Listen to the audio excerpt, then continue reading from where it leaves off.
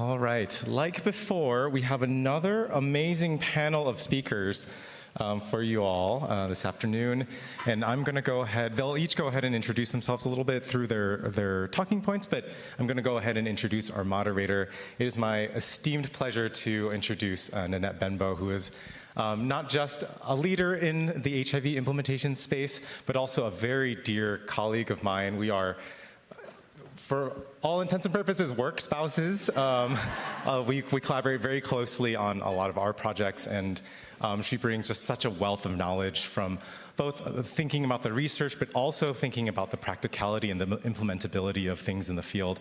And she brings that knowledge because she spent 20 plus years in the health department, actually implementing or seeing programs die. And kind of really living the implementer side of things before coming to Northwestern, finding implementation science, and really like bringing that practical expertise to the research. So I'm going to turn it over to you, Nanette, and away you go. Thank you for that introduction. So I am a walking bridge. I have in me both the practice side and the implementation research side, so it can be kind of tricky. So I would like you all to now share your background and the work that you've done, and it seems like talking about your origin is a nice way to start. So, Brian, you want to start? Sure.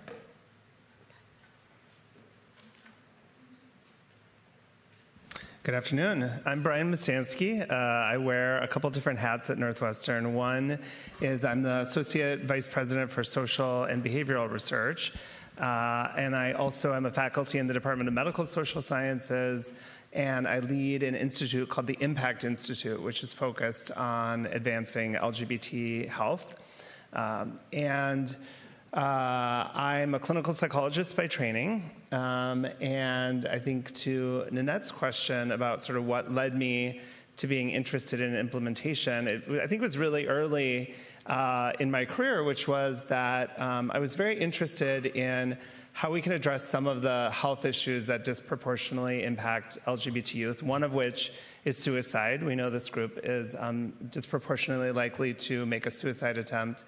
And one of the challenges is that we know that there's a particular risk during the period of identity development when young people are trying to grapple with who they are, what their sexual orientation is. And a lot of times they haven't actually told anyone yet, whether they're gay or lesbian, bisexual, trans. So how do you find people and provide services to them when they haven't even told anyone who they are? And you can't tell by looking at them, you know, what their sexual orientation is.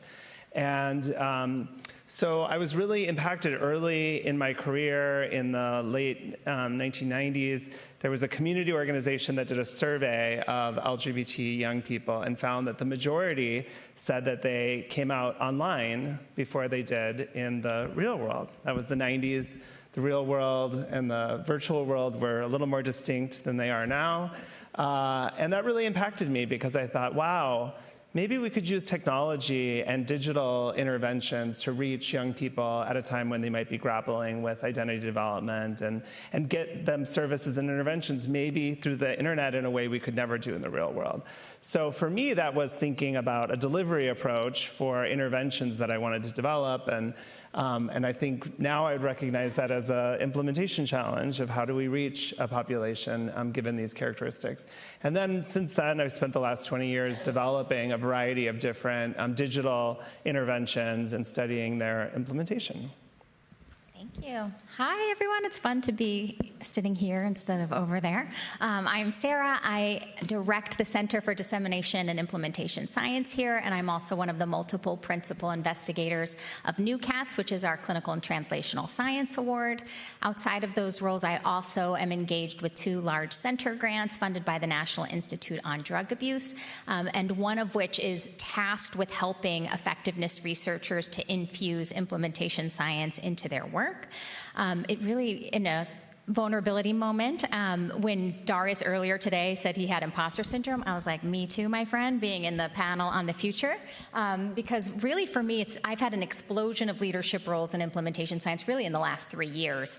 So my center grant was awarded the day I started here on August 1st, 2022. And so suddenly I was like stepping into leading this center, leading a research center, and suddenly serving people after being an implementation scientist, suddenly thinking about how to help other people be implementation scientists. So I feel like I'm very much still growing in this space.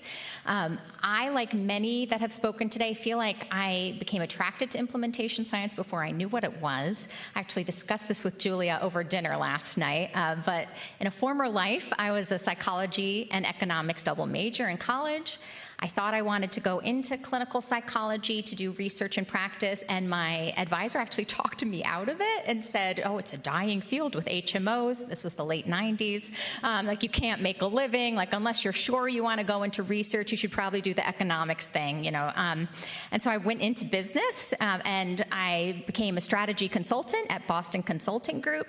If you're familiar with strategy consulting firms, at least BCG, we had a matrix where you plotted functional areas and topical areas, and I signed up for the healthcare practice group and the change management practice group. And I was basically doing implementation science without the science, like helping. And so on my first day, I was given a book called The Change Monster, like the 7 stages of organizational change.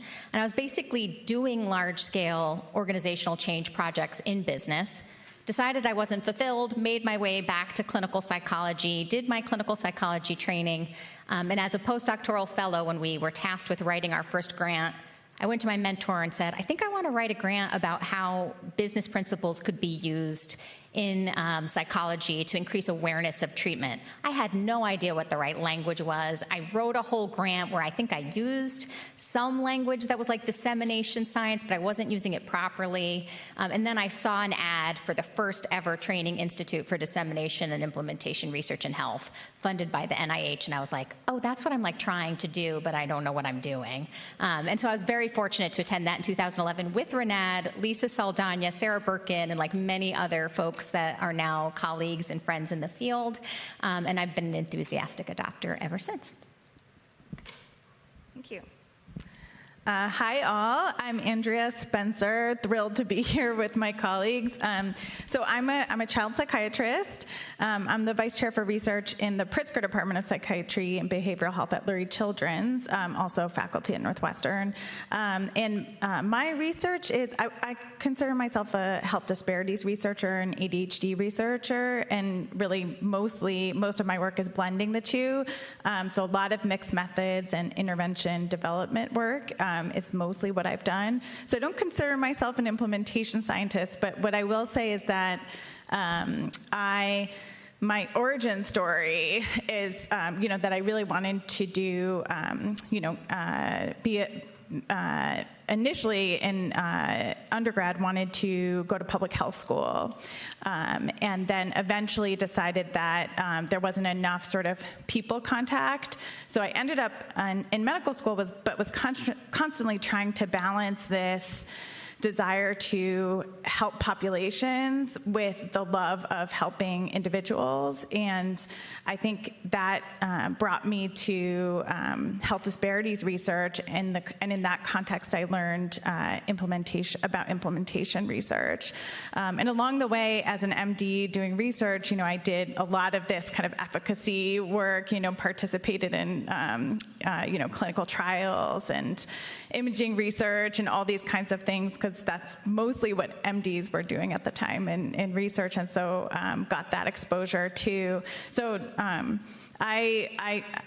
at this point, I use implementation science a lot and collaborate with colleagues doing implementation science a lot, but also think about it in my clinical work and in a leadership role of how do you implement and how do you make organizational change, and struggle with the jargon, as Dennis knows, to put those words to what we're doing.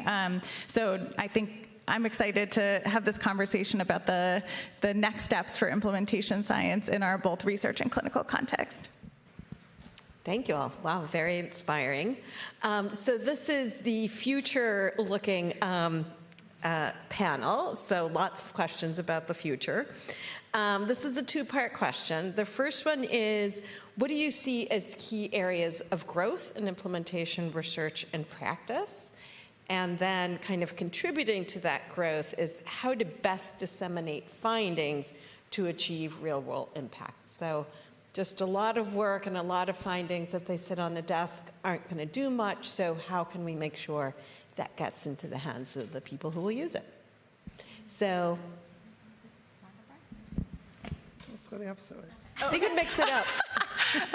Sure, I'll start. Well, I just mentioned jargon, so I think what's interesting is as something that kind of is so clear and so obvious becomes more science, of course it gets more complicated, and so I think we've seen what happens when the science behind things gets so complicated that it's hard to translate to the public. I think we're seeing it happening all over right now. So I think that that's something that implementation science needs to be careful of, is when you get too sort of, I think frameworks are important and you have to have a vocabulary, but I think it has to be understandable enough so that it doesn't feel like it's, oh, that's not my field, you know? So I think that's one challenge I see. And then just the second one I'll mention is I think there always is going to be a difference between science and the real world, even implementation science, which the goal is to get things into the real world. And a couple of those gaps, I would say, are one, incentives to improve implementation of evidence-based practices are not always there in mental health systems. And some of that involves policies and system structures to allow for that. So I think that those conversations and that real work are going to be important. This is a question I feel like I've been thinking about a lot lately. And for me, I would say the biggest problem that I think our field is facing is the bridge that Julia had up earlier, which is this growing divide between implementation research and implementation practice. And lately, I've been thinking a lot about the parallel process of like what we learned about behavioral therapy like a decade ago and like what we're learning now about implementation science. And actually had the joy of writing a paper with many of the folks in this room that was led by Renad Betis, like really thinking about parallels between like clinical psychology and implementation science. And I say that because we've heard people say today, like, oh, we realized that we had enough things that worked and we needed to get them out. And I kind of think the field of implementation science is like that it's like we've generated a lot of information about like, you need to study barriers, you need to study strategies, but we need to like get that out more to people so that the practitioners that are actually implementing things can actually use those things and put them into practice. And I really do think we need more tools. So thank you, Julia, for showing us like so many beautiful tools.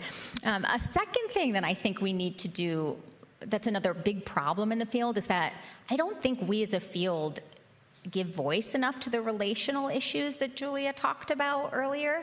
Like, you talk to any implementation scientist and they'll tell you stories like the shredded chicken, or they'll tell you stories about like this connection that they made, but yet that's like nowhere in our manuals. Like even the steps of like define the barriers, make the strategies, it's like, well, where's the like build the trust, you know, like make the relationships, like, and I think we need more like playbooks, guidance, like kind of, and research really on the relational aspects of implementation, because I just think that's so critical.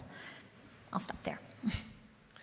Yeah, I mean, I'll build on that. I think that there are like headwinds against talking about the importance of relationships. I mean, there's like the belief that decisions being made based on who you know is some kind of form of nepotism. And, you know, I think there's like like I said, a headwind against talking about that we have to think about how do we communicate how relationships are so central to how people make decisions without saying that you have to be connected in some way to get your voice heard. You know, I think we have to figure that. I mean, that's a challenge, I think.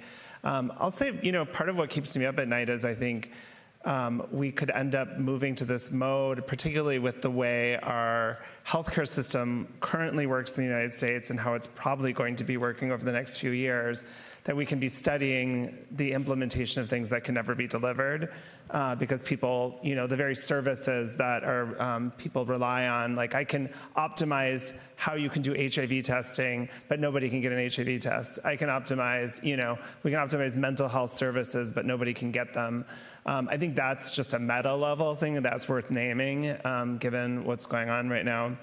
And then I just also completely agree that it's just so important to stay grounded in the reality. I mean, that's, Dennis and Nanette are conference spouses, and we are work spouses, and I think I'm like the work uncle or something we've decided over the years. But, my collaboration with Nanette has been so central to the success of the work I do because of her deep experience. And shouting out also at Jill, who I see in the audience, who, was my partner in working on a lot of things at Center on Halsted for the years. Jill came to me one day and was like, are you at all interested in why young people aren't getting access to PrEP? I just wrote a list on the back of an envelope from what we heard from doing 100 HIV tests this week. And I was like, yeah, that's all the things I need to study. Just hand me that envelope and we'll get to work. So I think being grounded in that and how we can also, I think that goes back to the relationships. It's just so important. Thank you. So I think you have brought up this idea of, funding cuts could really lead to a place where there are no implementers who can use what we have produced or even, try to identify how to improve it. So how do you think implementation research can help in that area, given the lack of funds that is happening, that is to come? What can implementation research do to try to deal with that and maybe even help address it? I'll just say two things. One, we've delivered thousands of HIV tests to populations that probably never would have gotten tested otherwise in the context of doing implementation research. There's also a lot of services that get delivered in the context of our work. And, I work in mental health. I also work in HIV. They're potentially closing the CDC division of HIV prevention. So if we're doing testing in the context of a implementation research project, at least testing is getting, still happening. So I do think there's some reality that talk about task shifting, it's going to be shifting from public health to research for a while perhaps, and then we'll carry the torch as far and as long as we can. So I think that's just a reality. Yeah, I'll leave it at that. Great. One of my favorite papers is actually written by Renad and her colleagues, Rebecca Stewart and Dave Mendel, and it's about Maslow's hierarchy of needs. I talk about this paper all the time because I do think implementing something effective is not as driving of a need as keeping the lights on, in your organization. And I think just the same way that if you were doing behavioral therapy with someone, if they come in and they're like, I'm homeless, you're not going to be like, let's do a thought-changing exercise. What was in your thought bubble? That would be totally tone deaf. But I think implementation science is like that too, that sometimes we're like, oh, you can't keep the lights on. Let me help you implement this 12-session intervention. And it's no, that's not what I'm telling you right now. And I think for implementation science to be effective in this new reality, really, I think we have to help people implement things that are essential, that are at the top of the pyramid, or the bottom, I forget which is the more important, but at the bottom of the pyramid, that are fundamental. So exactly, I loved Brian's phrase, we might not be optimizing something, but might be using these methods to de-implement, if they need to simplify, and then really implementing the things that are essential, like service lines, because I think we have to be doing what people are doing. And I'll just say really quick one anecdote that speaking with a senior leader at Northwestern Medicine, he said, these are going to be a tough few years. He said, with people having Medicaid cuts, we're going to be seeing a lot more patients in the emergency room. He said, people aren't going to be getting reimbursed as much. And he's so for our teams to do projects, they can't be optional projects. So he said, for implementation science to be effective, I'd like to see it fully infused in our QI as opposed to an add-on. And I think that's the way. Yeah, I was actually you snuck QI in there at the end, which is one of the things I was going to talk about, because I think, it's so interesting. Somebody talked about like how, I think it was Renan who talked about how like intervention, development and sort of implementation were sort of married and then they separated and now they're coming together. It's interesting that there's a lot of literature on, well, what's QI and what's implementation science, but yet in the real world these things get blended. So I do think that that's a place where we can kind of come together in systems that really do need to do that quality improvement work for outcomes and could actually really benefit from implementation science methods. And I also think that the research won't go away. We'll struggle along and we'll struggle with our funding, and there will be Medicaid cuts. But I think we need to push forward. I just really want to emphasize that I don't think we should abandon the research path. Obviously, we have to be realistic, but it is important to generate knowledge about what's effective and what's important, because if we don't do that, we get behind. But we may need to, pivot slightly. Like one thing that I'm interested in and also devastated about is as these cuts happen and these things happen, right? What is happening to implementation in the real world, right? That implementation practice, and how can we actually study and document that, which I think will be important. So those are my thoughts. I was just going to add one, just to amplify what Sarah said about, you mentioned de-implementation, and I also feel like that is just something we have to elevate in these discussions. And, Nanad and I do tons of trainings with implementers and health departments, and it's like, I feel like sometimes there's this sense that if you're talking about implementation research, it's like we're adding something else. We're always adding. You're going to do one more thing. There's another protocol. There's another prompt. And the times I see our partners' eyes light up the most is when we have built into asking, like, what's going to be de-implemented to make space for this new thing that you have to add? And people are like, oh my God, why didn't you start with that, And I think just elevating that as part of our science is really important. And I feel like that's also when we talk about being responsive to what practitioners and community want, it's like, you can't just keep adding things to people's plates over and over. And it's like, has to be almost built into every conversation or every checklist. Like, what is coming off people's plates to do this new thing? I love how this conversation is going. One question is leading right to the other. So I think throughout the day, we've really heard how context-specific is important in implementation science and how crucial it is to have a meaningful, intentional, as Renat said, relationship with partners. But I think you might have mentioned it a bit and earlier today. Implementers, clinicians are really busy. I mean, they didn't have, their plate overfloweth before you knock on their door. So what are ways implementation researchers could, support that collaboration, and what have you found that helps address that tension of their availability, and how can you support that? I have the mic, so I'm supposed to go first. Well, I think, nice segue with how Brian just mentioned de-implementation.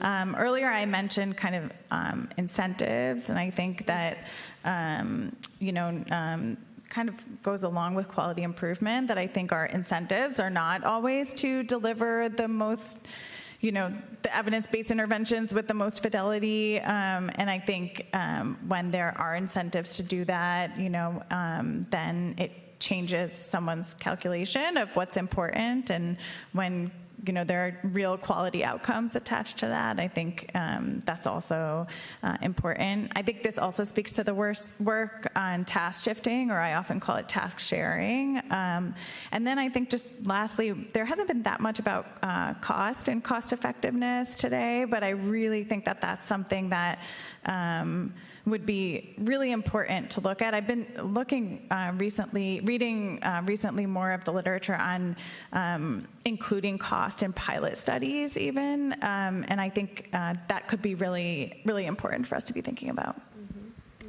I completely agree with that last point and just want to amplify that. I think it comes back to Julia's point about collective vision and kind of setting a collective vision, that if in that collective vision people aren't bought into the benefits outweighing the cost, like, I feel like you're really asked so well.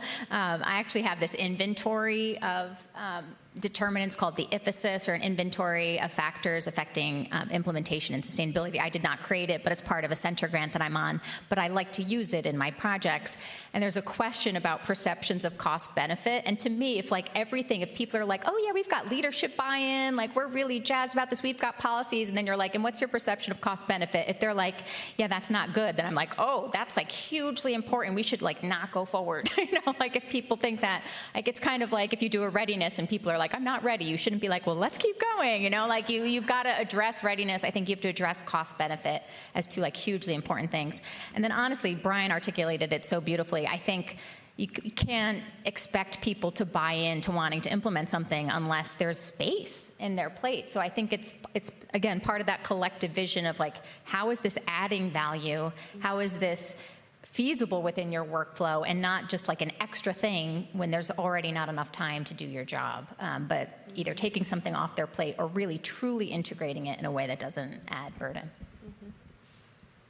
And I think part of that is, like you said, like really doing that pre-implementation work, the readiness, the conversations. Like I feel like in some of our digital health work, I think I was surprised by what implementers' concerns were. Like when we were working on developing a community-based model of delivering digital interventions, the practitioners that we talked to were both feeling like, we don't have any time, we can't meet the demand of the clients that need the services.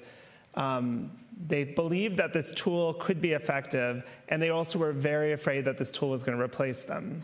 And that was something I hadn't necessarily thought of, like, oh, this is great, this is this new, you don't have to do all this counseling now because this tool actually seems to maybe do it just as effectively. And then they're like, well, what's my job then at that point? And so I think that work of really understanding like what that partner is, and then how that means like, okay, well, maybe this is a de-implementation strategy for you, like turn over this work to this digital tool. But you have plenty of there's piles of other work that you can do that we don't have digital tools for, or they wouldn't lend themselves well to digital tools. So but I think until you elicit that from people, you wouldn't even necessarily know that that was such a big concern, so. Great, thank you. I just want to follow up because I've heard it. What incentives would be helpful for implementation partners? Money, but there's so little of it. But I do think when money is available, like performance bonuses or even making it part of the productivity targets, or like kind of rethinking the way people's hours are. So it's not like you're going into a community center that has 26 hours of productivity requirements and then you're adding a thing that they have to do. Maybe this gets like double productivity credits, but I think there has to be a way that it is worth it for them, either fiscally or time-wise. Yeah, like if you're paid by the time you spend with your patient, then it doesn't matter what you're doing in that time, right? So that's just like a really crude example, but I think that's part of it. And digital tools are really interesting because there's a lot, there's lots of work and wonderful work here at Northwestern being done on digital tools, and the question of how systems implement digital tools in the real world, and how reimbursement works for digital tools, and if you're replacing the work that counselors do that they're getting reimbursed for, like how you do that. And I'll confess, I too was part of a large implementation effectiveness trial of a digital intervention for child anxiety, and then we came out of that study and people said, so can we still use it in practice? And the question was like, not unexpected, but also it's unclear how you use those tools and how people are getting reimbursed for them and how the system's going to pay for them and all those things. So I think it's really important. Yeah, I feel like that just keeps coming up, like the money part of it, and how do we bring more economically minded people, economists, health services researchers, people who can help us understand what is the payment model, because it's like you can again, have all these great ideas and great technologies, but at the end of the day, if they can't be paid for, if it's antithetical to how that system works, they're never going to really adopt it. And I just feel like that is just such a challenge that I personally find myself like banging my head against the wall about a lot. So call out to all economists, please come Where's and Neil? help us. We need you.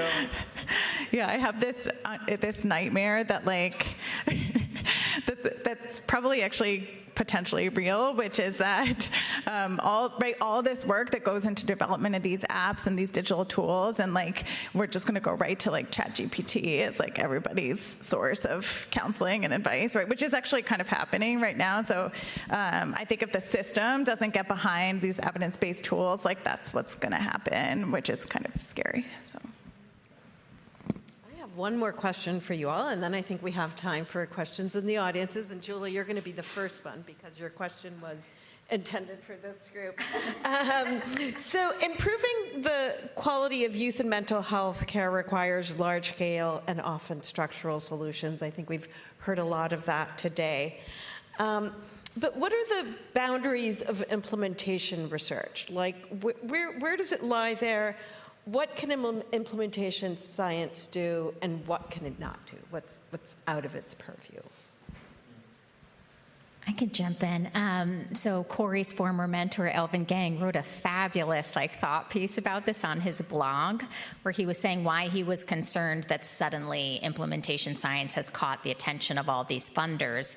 And he said, I'm worried that people are kind of pointing to implementation science as the solution for structural problems that cannot be fixed.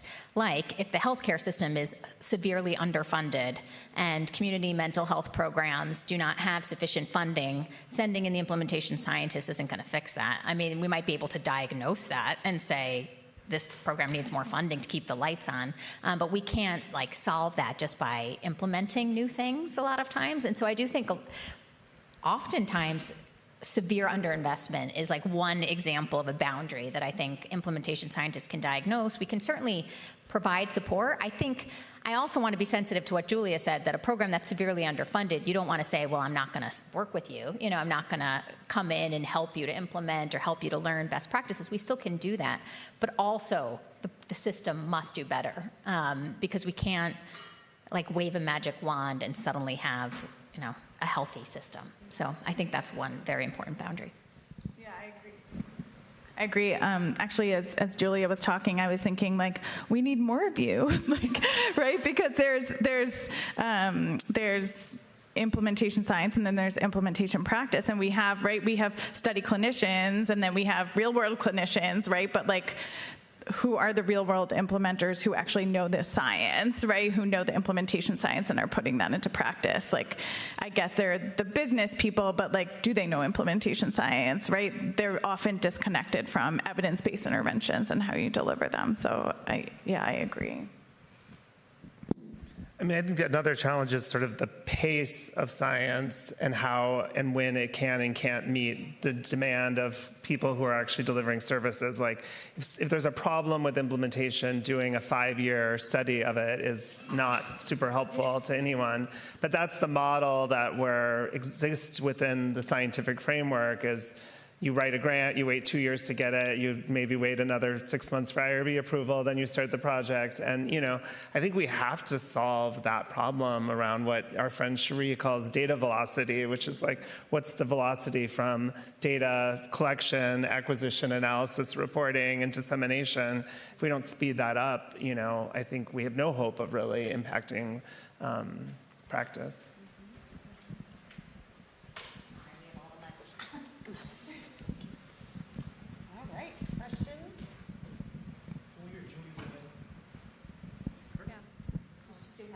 I can actually refine my question too. So, okay, so I think our goal here is so that evidence-based things are available for anyone who needs an evidence-based thing, right? And I think that we have a model that believes we're going to build evidence-based things and we're going to push them out into a system. And hopefully the system will adopt them and then go and implement them. And I have received this question several times recently about is the math behind this, and like how many years is that going to take to actually pull that off? And like when you look at the numbers in children's mental health, in any of the topic areas, it's not very pretty. And so people have asked me, well, do we need a paradigm shift? Do we need to think differently about what this looks like? And then people in this topic area space give me this one example of Dr. Becky, right, is suddenly everywhere, all over the place. It's not evidence-based anything, but she's everywhere. And like, what can we learn from the people who are successfully everywhere, who are taking a very different model than what we're doing, and like, how can we take a very different would a different paradigm shift help us get to our ultimate end goal? Yeah, I have two very related answers, which is the first is prevention, prevention. So we do need to be funding more prevention programs. Don't think the CDC is going to be doing that anytime soon, but and then relatedly, Colleen talked about tiered interventions, and I think this idea of like how we personalize or stack our interventions and who gets what, and can we prevent people from needing evidence-based interventions by using evidence-based preventive interventions that are universal, that are much less costly and are actually feasible. So we do need to go in that direction, and hopefully there will be science funded in that direction too, but then also, again, it comes back to the money. There needs to be funding to implement prevention programs. Awesome. When I was a consultant, we called these innovation disruptors, and when I was a consultant, the primary example at the time was like the CVS Minute Clinic, and that I still think about that a lot, of like, what's the next like CVS Minute Clinic? And it comes back to what Colleen, I think, was saying in the panel earlier today about like bringing for me, the big disruption that needs to happen is rethinking what the health system is. Because I think we think of the health system as like a place that people travel to get health care, but I think like health care needs to be where people are. So it's like, how do we get health care like in schools, in courts, where like Sarah Helseth works, like, you know, in CVS's, like a friend just got a job at Walmart, and I was like, how do we partner with you? Like, you know, to get like, you know, clinical trial, like medication, like out, because she's like in their clinical trials division.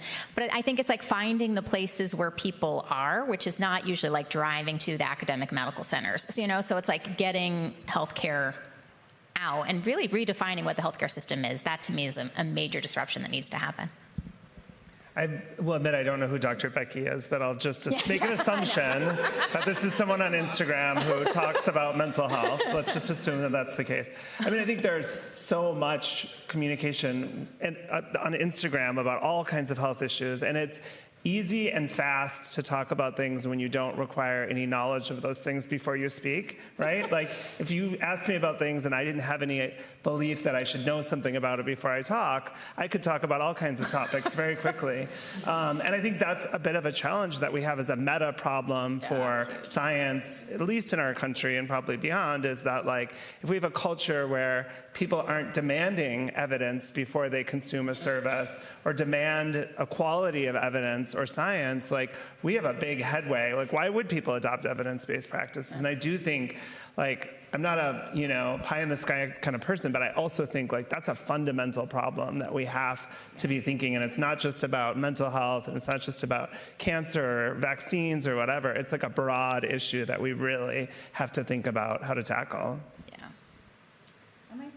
I might say one other thing about that, like when I think about like the biggest sort of disruption in like youth mental health care in the past like 10 years, I guess it's collaborative care, you know, which has really brought mental health into pediatric care, and that did have like an element of explosive dissemination, you know, where like now like almost all states have like these child psychiatry access lines and like you know, consultation to pediatricians, and so I do think that's a great example of this, like bring it to where the kids are, and the other one is community-led programs and research and projects, which I think also they're examples of those that have had like that kind of explosive dissemination as well.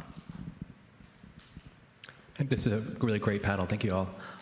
Whenever I go to sort of future of talks, so it's like future of education, manufacturing, farming, the thing that always comes up is Gen AI. You know, what role, so I guess the question for you all is, what role does Gen AI play in the future of implementation science? I know you, Andrew, I'm you just sort of surprised jumped you're in. going to a future farming conference too, but It's awesome, man. I'll go with you to the next one. Totally. Actually. It's really cool. Doing that. No, I mean, we were talking about it actually this morning, and I think, we're within our implementation coordination initiative that several of us are involved in. Part of what we do is build tools for people to understand implementation research, but also to do evidence synthesis and then packaging implementation strategies. And we struggle in our group about sort of toolkits, people really want to build implementation toolkits. There's some people who are like, that's a waste of time, a 90-page PDF that no one's going to read, whatever. And so we're trying to think about how do we re-envision how we communicate to people about implementation strategy evidence. And one of the things we're thinking about is AI, and is there a way where instead of someone having to, even if we could redesign a PDF so it was a little easier to find the information that's relevant to you, and we could make videos. I mean, there's ways we could do user-centered design to make that more usable. That's still different than someone being able to go to an avatar or put into a chat. I'm a receptionist at a clinic, and I was told we need to start doing this screening for mental health. What do I have to do?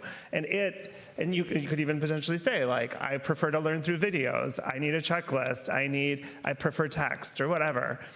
Make a podcast for me. I'm quite interested in how that. I'm also very scared of it because I'm into technology. I've played a lot with different types of AIs, and there's a lot of garbage that comes out of them. And, I think, so anyway, I think it's a fascinating question. I think we have to be exploring that and understanding it. And I think we have to have a healthy dose of skepticism as we do. Yeah. Yeah, I'm also interested in it and scared of it too. I think two of the many things that I think about for generative AI, one is personalization of interventions, and can you actually use that to personalization and recommendation of evidence-based interventions, right, based on somebody's presentation. I actually think that could help us with our use of evidence-based interventions if there was some, kind of suggestion or that, that kind of generation of that suggestion. The other is kind of fidelity evaluation. And Scott Compton is actually, he's our vice chair for psychology. He's doing some interesting work in this area about using AI to evaluate fidelity, because fidelity is really, really time intensive and not really done very much in the real world, right? And so if we think fidelity is important, or adaptation even, and what can be adapted and what can't, that might be a really interesting use of AI. Yeah, I'll be brief because my fellow panelists gave exceptional answers. But just to note, I think it's something that can help to accelerate our impact if used very skeptically and appropriately. And so this is one area where I tend to be optimistic, that I think the relational aspect of implementation is so critical that that's not really going to go away. But I think that we can potentially harness AI in a way that helps us to be more efficient in our work, like possibly giving people AI tools to ask questions as opposed to having a hotline that they have to call. All my studies have a hotline. People call us all the time. But maybe an AI tool or chatbot could help, as a first line to take, some of those questions so that they get a more instant answer. So I think there's ways we could play with it to make our relational work more efficient. But I'm hopeful that the relational work will maintain its importance. Yeah, and hopefully more important, as Andrea's saying. I think we're out of time. Yes, we are at the time.